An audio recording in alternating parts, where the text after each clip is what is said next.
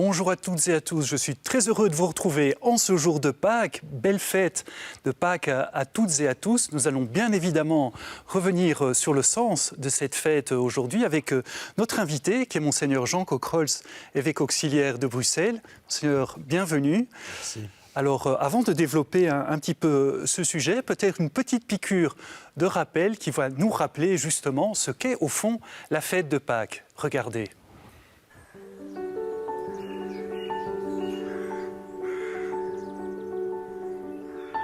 C'est le printemps. Comme chaque année, la nature se réveille. Les arbres sont en fleurs, les oiseaux chantent à nouveau. Pour les chrétiens, une fête importante se prépare. C'est la fête de Pâques. Si Pâques est sans doute moins fêtée que Noël, de nombreuses familles se retrouvent tout de même à cette occasion. Autour d'un repas, autour d'une chasse aux œufs aussi.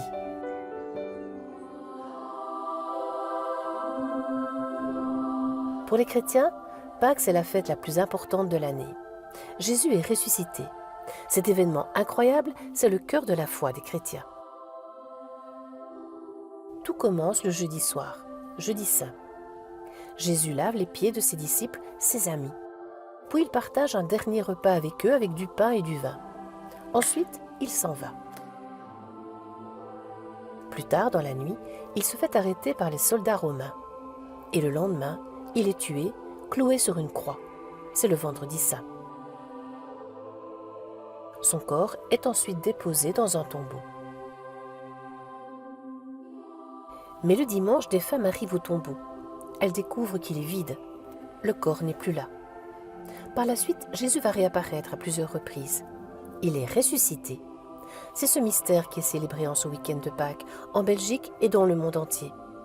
Un hymne à l'espérance, cette conviction que la vie est plus forte que la mort.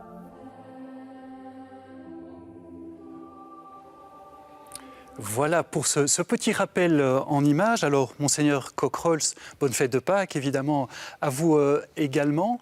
Pourquoi est-ce que cette fête est la plus importante pour les chrétiens? Question basique, mais qu'on peut se poser. C'est le cœur de notre foi, comme le dit saint Paul dans une de ses lettres, « Si Christ n'est pas ressuscité, vaine est notre foi ». C'est la clé de voûte. C'est au départ de cet événement incroyable, comme je viens d'entendre dans ce petit film, au départ de cet événement que l'Église s'est construite et a annoncé le message de la bonne nouvelle. Et toute la vie de Jésus, tout ce qui nous est relaté dans les évangiles est en réalité une préparation à ce mystère inouï, incroyable, comme je viens d'entendre, incroyable de la résurrection du Christ, que la mort n'a pas le dernier mot. Alors, cette résurrection, on le redit, elle est incroyable. Est-ce que justement, il ne faut pas la comprendre d'une manière symbolique? Les évangiles en parlent, le Nouveau Testament en parle. Est-ce que c'est vraiment un événement historique, un événement physique? Comment croire à cet incroyable? Il y a effectivement un acte de foi à poser. Et dès lors, l'événement se situe aux marges de l'histoire. C'est un événement unique dans l'histoire, mais comme il n'y a jamais eu avant et après cet événement-là, un événement de ce type-là, il est très difficile à décrire. On voit combien les évangiles ont du mal à décrire l'événement, mais il est bien là et ils y croient. Donc c'est un événement à la marge. Je n'utiliserai pas le mot français de symbole ou de symbolique parce qu'il est un peu piégé. On a un peu facile à dire ce n'est que symbolique, ce n'est pas réel. Non, c'est un événement réel, mais qui est aussi au-delà de l'histoire. Ça touche à la transcendance, c'est quelque part Dieu qui surgit dans l'histoire? Oui. C'est Dieu qui surgit dans l'histoire avec l'envoi du Christ.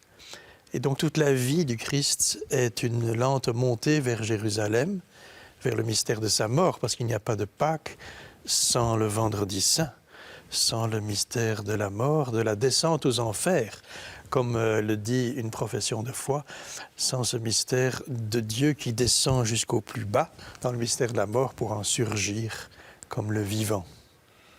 Encore un mot par rapport à cette résurrection. Comment comprendre cet événement? Qu'est-ce qui s'est passé en fait? Jésus est rené, il est revenu à la vie. Qu'est-ce qui s'est passé? Ce serait trop facile de dire qu'il est revenu à la vie. Hein? Les évangélistes essaient de trouver les mots. Il a été réveillé, il a été relevé, il a été glorifié. Le fin fond de ce qu'on essaye de dire pour y adhérer dans la foi, c'est de dire qu'il n'est pas resté prisonnier de ce qu'était le non-sens, la mort, l'absurde.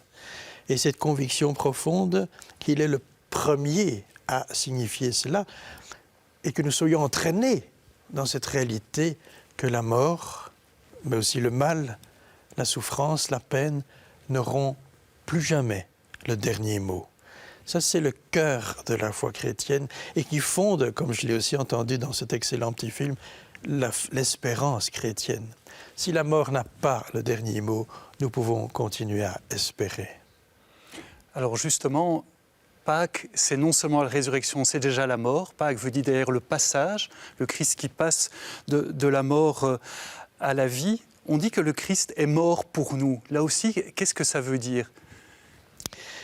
Il est mort pour nous, c'est un sujet très controversé chez les théologiens qui essayent d'expliquer le pour nous.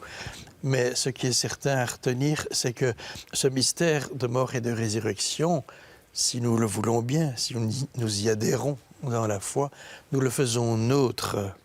Et que, s'il est mort pour nous, il est ressuscité pour nous. Il fait de nous, et c'est la phrase magnifique de saint Paul qu'on entend à la nuit de Pâques, il fait de nous des vivants pour Dieu en Jésus-Christ. Il est mort pour nous retirer de ce mystère qui nous accable dès le premier jour de notre vie.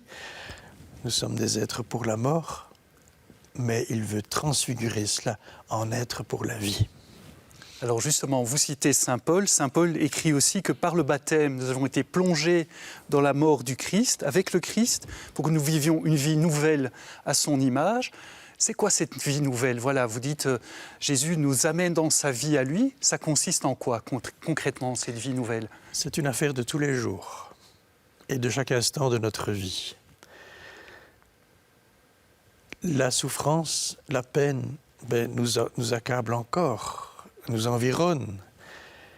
Mais en tant que chrétien, je sais que Christ est vainqueur de cela et qu'il ne veut pas que cela m'accable jusqu'au bout, que cela m'empêche de vivre. Au contraire, que je sois un témoin de la vie dans tout cela. Et cela passe par tant de réalités. Je pense à une réalité fondamentale de notre vie de chrétien, le pardon. Le pardon n'est pensable que si nous avons cette espérance et que nous croyons dans la vie. Hein? Le pardon, par rapport à tout ce qui nous semble sans issue, de savoir que le Christ nous donne une espérance. L'espérance qui est aussi au cœur de la foi chrétienne. Alors, Monseigneur Coquerolles, voilà, nous sommes aujourd'hui le jour de Pâques. Certaines personnes vivent une souffrance aujourd'hui, ici, maintenant, qu'ils soient malades, qu'ils soient seuls. Qu'est-ce que vous avez envie de leur dire ? Qu'est-ce que la résurrection peut leur apporter, entre guillemets, aujourd'hui ? Je voudrais d'abord, si certaines personnes regardent cette émission, leur dire que la foi en Christ vivant n'élimine pas, bien au contraire, leur épreuve. Et que si le Christ se manifeste comme le vivant, c'est avec les plaies de la croix à ses pieds, à ses mains et sur son côté. Je veux dire que toute parole semble bien facile et bon marché quand on voit la souffrance de notre humanité. Et pourtant, j'ai envie de leur dire, soyez des témoins, si vous le voulez bien, de cette foi-là au cœur même de votre épreuve. Soyez des gens debout ou en train d'être relevés, malgré votre accablement et votre peine. C'est d'ailleurs aussi souvent une objection qui est présentée au christianisme. Ça fait 2000 ans que le Christ est ressuscité. On pourrait dire qu'il y a toujours autant de guerres, autant de souffrances, autant de maladies. Certains disent, voilà, c'est une preuve, entre guillemets, soit que rien ne s'est passé ou que ça ne sert à rien. Là aussi, qu'est-ce que vous répondez à ces objections ?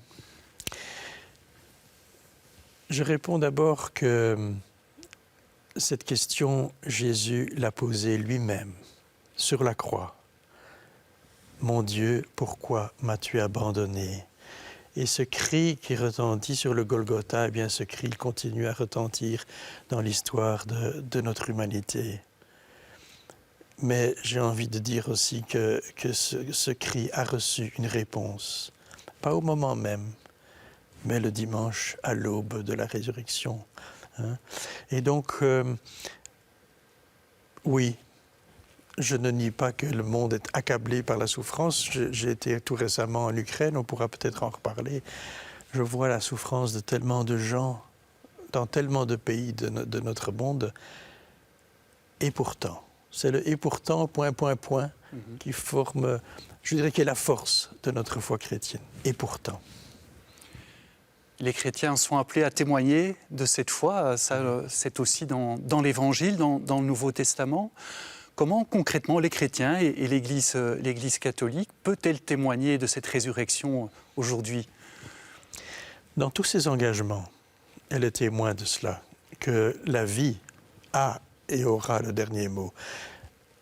Ce n'est pas pour rien que Jésus invite les chrétiens à s'engager auprès des pauvres, des malades, des nécessiteux. Ce n'est pas ce qui est malheureusement devenu, entre guillemets, la charité chrétienne. Non, c'est la force de la résurrection qui est à l'œuvre, de s'approcher de celui qui est dans la peine et de le relever, de le remettre debout. Ce n'est pas pour rien que l'Église est engagée en Syrie, qu'elle est engagée en Irak, qu'elle est engagée en Ukraine, dans tant d'autres lieux en guerre. C'est pour être signe de cette réponse-là de Dieu. Ce n'est pas uniquement la réponse de l'Église et des chrétiens, c'est la réponse même de Dieu. Le dernier mot reviendra à la vie. Est-ce qu'en Belgique, beaucoup de chrétiens, beaucoup de catholiques s'engagent effectivement dans des associations? C'est quelque chose que vous rencontrez fréquemment? Je vais vous donner une réponse, mes figues, mes raisins. Je veux dire, je suis très heureux de tous ceux qui s'engagent, et il y en a des centaines de milliers, et je serais heureux qu'il y en ait encore beaucoup plus. Voilà, un message qui sera passé. Un autre aspect de la résurrection, aujourd'hui nous sommes à une époque, évidemment, d'une société pluraliste, pluriconfessionnelle. La spiritualité est au cœur de préoccupations de beaucoup de personnes. Est-ce que la spiritualité chrétienne a pour base aussi la résurrection? Avoir une spiritualité chrétienne, développer sa spiritualité en tant que chrétien, c'est vivre avec le Christ ressuscité. Certains en parlent. Là aussi, j'ai envie de vous demander, ça consiste en quoi? Il y a des spiritualités et il y a parfois des spiritualités très individualistes et très bon marché. J'ai envie d'insister sur une réalité qui est liée au mystère de la résurrection, qui est la naissance de l'Église. Le mystère chrétien, c'est la résurrection du Christ et le don de l'Esprit Saint. Je fais un petit crochet, mais pour que les choses soient claires. Saint Luc, dans ses écrits, l'Évangile et les Actes, étend cette réalité-là avec Pâques et Pentecôte. Saint Jean, en particulier dans le chapitre 19, rassemble les deux événements, la mort et la glorification du Christ et le don de l'Esprit Saint. La spiritualité chrétienne ne peut pas se passer, je sais bien que ce que je vais dire peut être contesté, mais ne peut pas se passer par une appartenance à l'Église, à ce corps du Christ aujourd'hui que forment tous les chrétiens, tous ceux qui adhèrent à cette conviction de foi. Et donc pour moi, une dimension essentielle de cette vie spirituelle chrétienne, c'est de la vivre dans ce corps, avec plein de gens qu'on n'a pas choisis.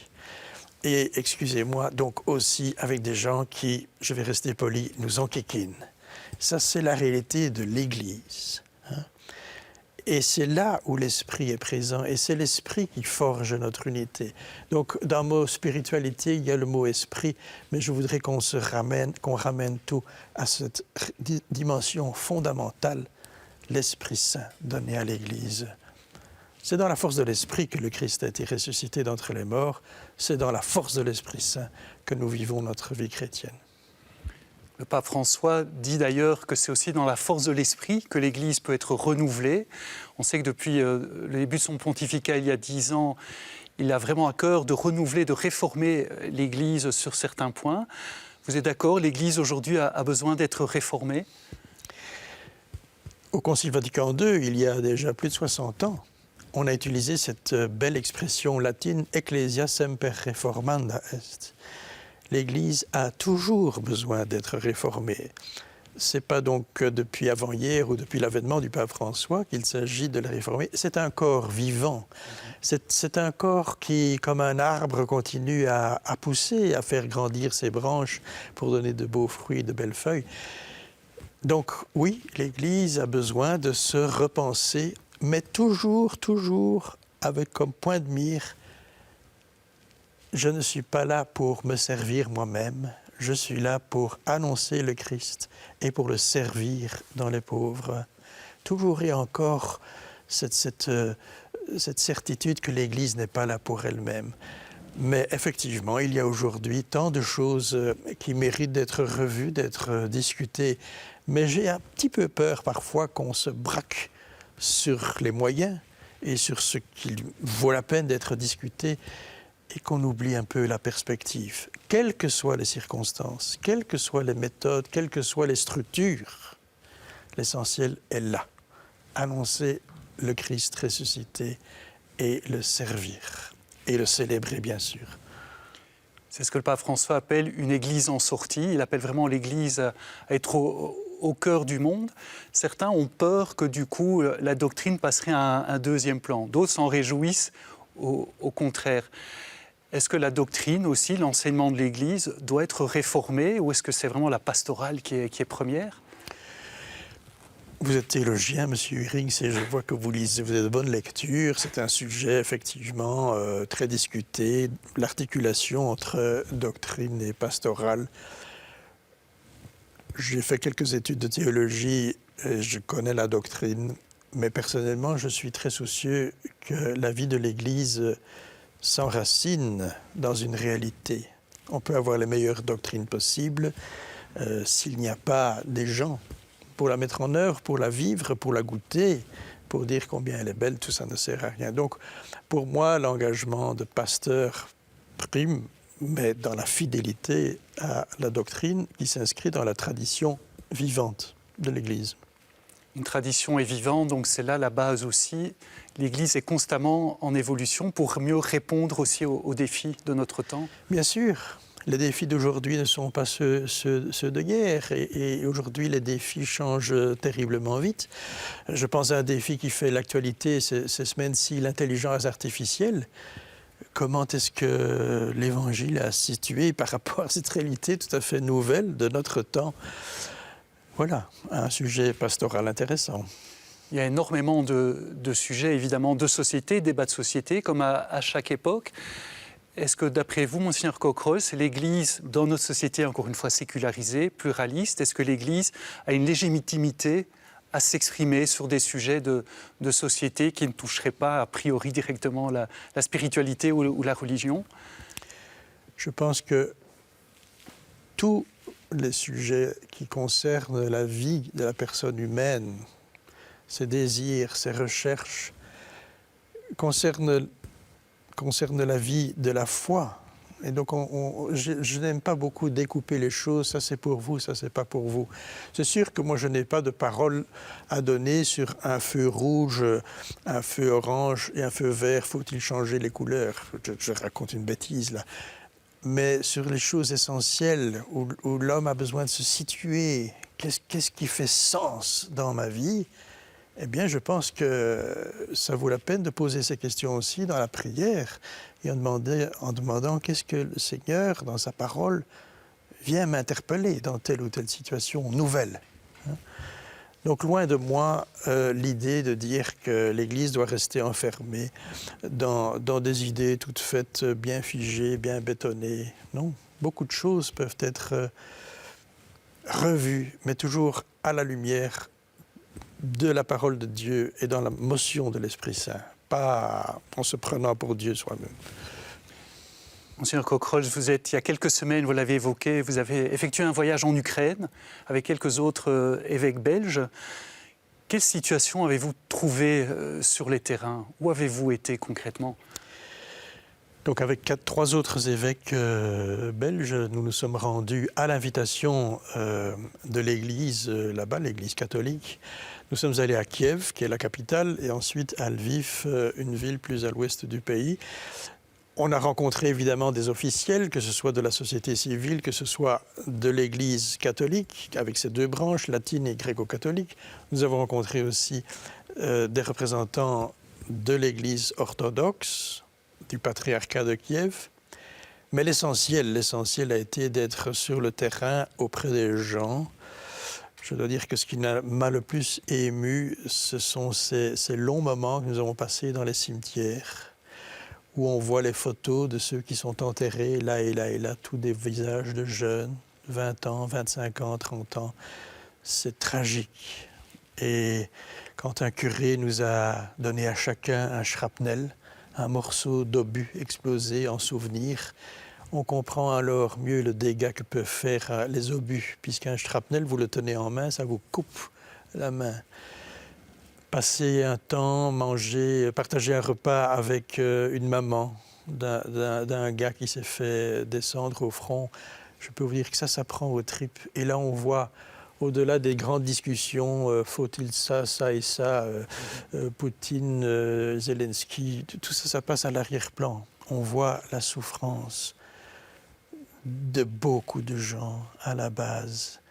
Et c'est ça ce qui doit habiter la prière de tous les chrétiens, tous ces gens qui vivent le non-sens de la guerre. Et c'est à eux aussi qu'il faut annoncer le message de Pâques. Est-ce que les chrétiens là-bas ou les citoyens en général ukrainiens qui traversent cette souffrance vous ont adressé peut-être des demandes particulières à l'intention des personnes chez nous, des chrétiens notamment? Qu'est-ce qu'on peut faire concrètement pour eux? Oui, le message global, c'est « ne nous oubliez pas ».